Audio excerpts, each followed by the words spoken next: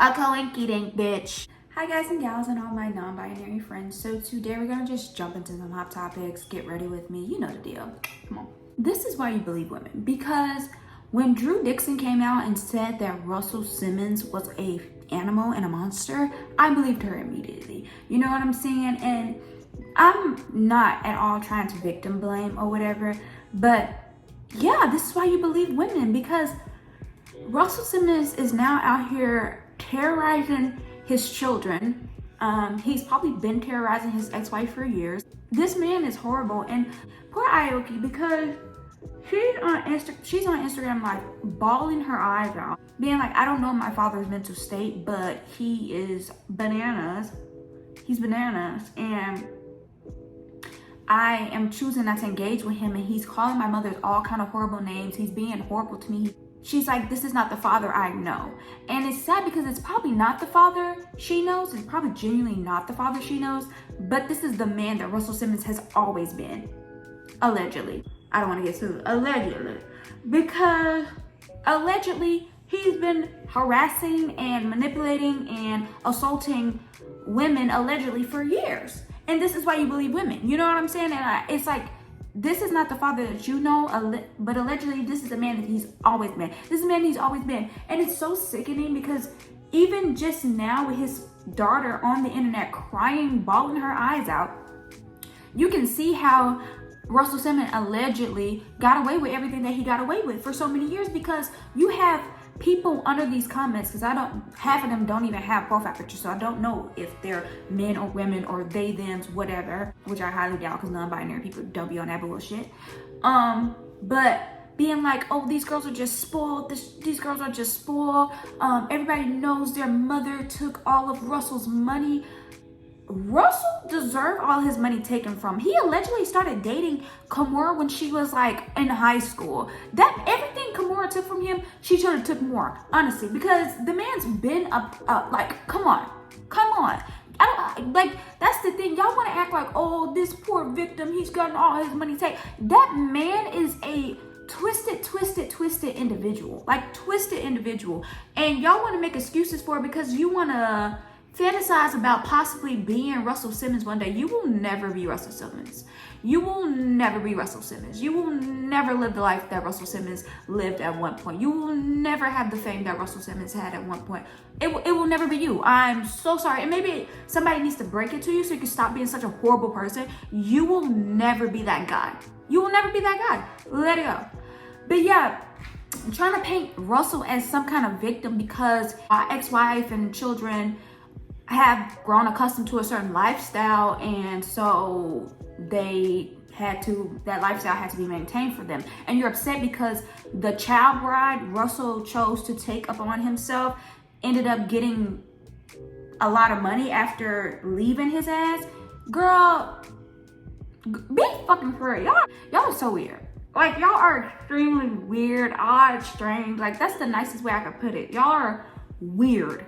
This whole Joseline and Amber Rose situation is exactly why the mixed people can never be trusted. They can never be trusted, because do I think Joseline is great? No, but no, there's no such thing as a perfect victim, right?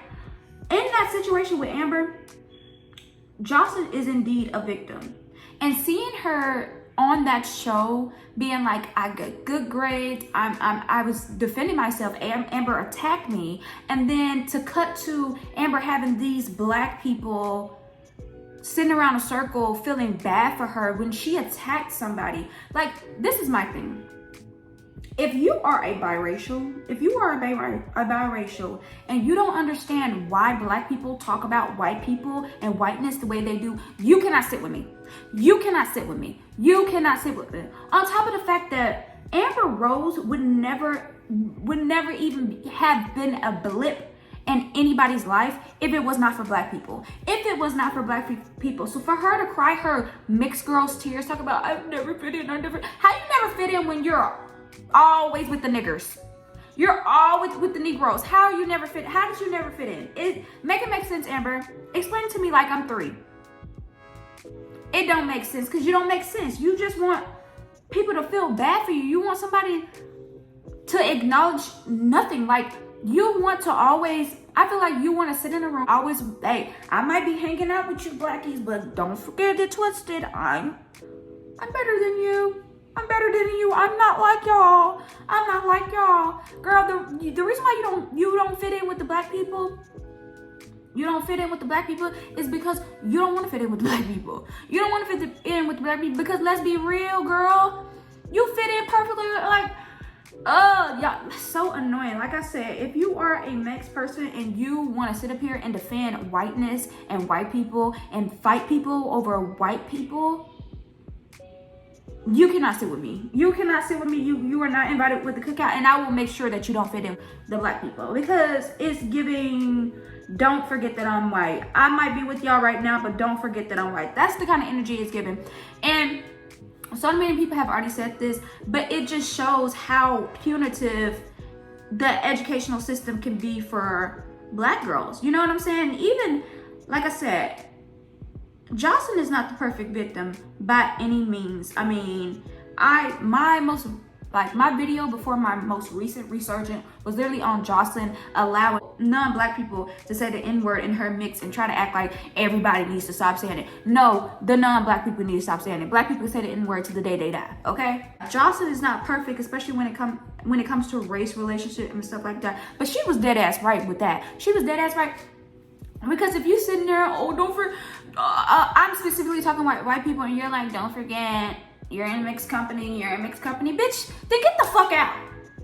Get the fuck out, because if you can't understand why me as a black person am talking the way I'm talking about white people, then you don't need to be here. You're a danger. You're dangerous. Like, seriously, you're dangerous. And Amber showed just how dangerous she was. Amber showed exactly how dangerous she was, like, for real. It was disgusting to watch, honestly.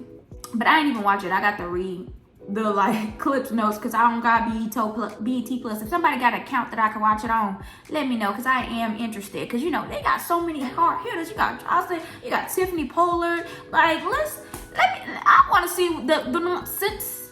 The nonsense.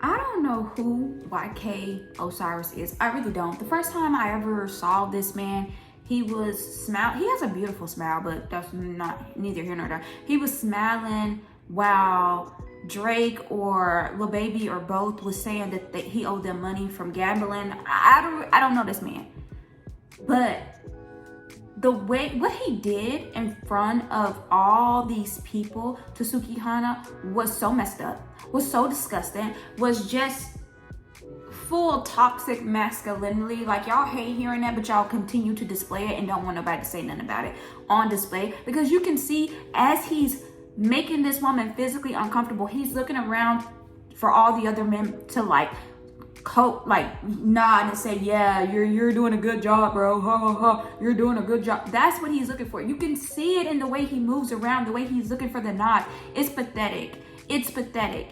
It's pathetic. And then you want to apologize after this already happened. So at no point after this happened did you think it was wrong until it got called out, which sometimes we don't have enough sense in our head to realize. So sometimes you need people to call you in and be like, hey, that shit's fucked up. Fine. Sukihana, you know, people choose how they want to respond to certain things, and that's how she chose to respond to it. That's her right. If she wants to forgive, if she wants to move on, that is her right. The person I really want to get at, YK Osiris, somebody need to help that man, because he clearly, no. Candy Burris, come to the floor. Yep, step. You can sit, yeah, right there. Yeah, you can sit right there. Thank you. Sit down. Thank you. Don't touch that. Yeah, don't touch that. It's so funny. It's so funny to me because when I tell you, maybe last week I finished up the season with the iconic Who Said That scene in Real Housewives.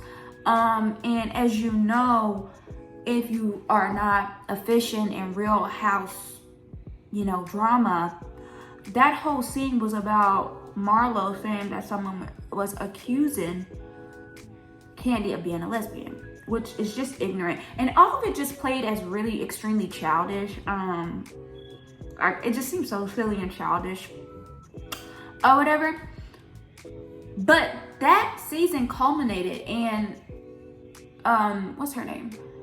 Portia saying that someone told her that Kandi wanted to drug her and basically SA her, right? And Kandi was so upset. She was crying. She was tearing up. And I remember I know a lot of people's memories are very short, but mine is not. Was that 2020, 2021? People were saying that Tiny and T.I. was on the things that Kandi was accused of in that show. Now, it turned out Phaedra had planted that, but that was the biggest plot twist. Because I knew that Phaedra was not going to return after that season. I'm like, all the drama was with Portia and Kandi, so how does Phaedra end up not returning? Girl, she the one that planted the bug in Portia's ear. It was crazy. It was crazy. But I say this to say, basically everything that Phaedra told Portia to accuse Kandi of, Candy's buddy pals, Tiny and T.I. have been real life accused with like receipts of.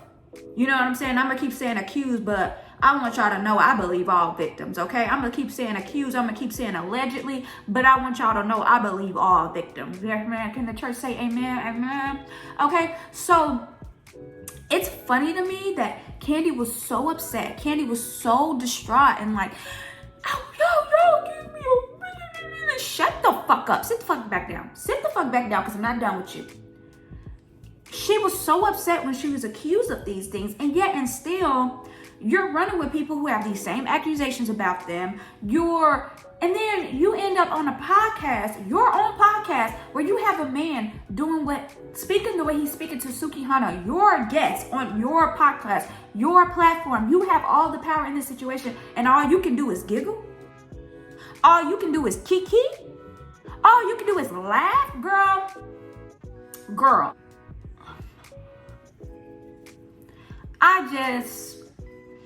And hindsight is 2020, and hindsight is making Kandi Burruss look real suspect. I'm not gonna lie, she looks real suspect to me, because my whole thing is Osiris is dead ass wrong, that nasty ass DJ is dead ass wrong, and Kandi is dead ass wrong right along with them, and she has not said a bitch ass thing. All this drama has going on, and she's just hoping it dies down because she don't want it to hurt her bag. Kandi, no, I don't like Kandi at all. I used to like her because, like I said, I just finished that recent season. I've never watched Real Housewives, so me and my sisters are watching it now, and we're catching up. And the more we go deeper into the seasons, the more I dislike Kandi. I didn't like how she treated Phaedra throughout that whole thing. And Kandi, I'm not gonna lie, she's not a girl's girl. She is not a girl's girl. Like when Portia first got a divorce with that man, her first husband that she came on the show with,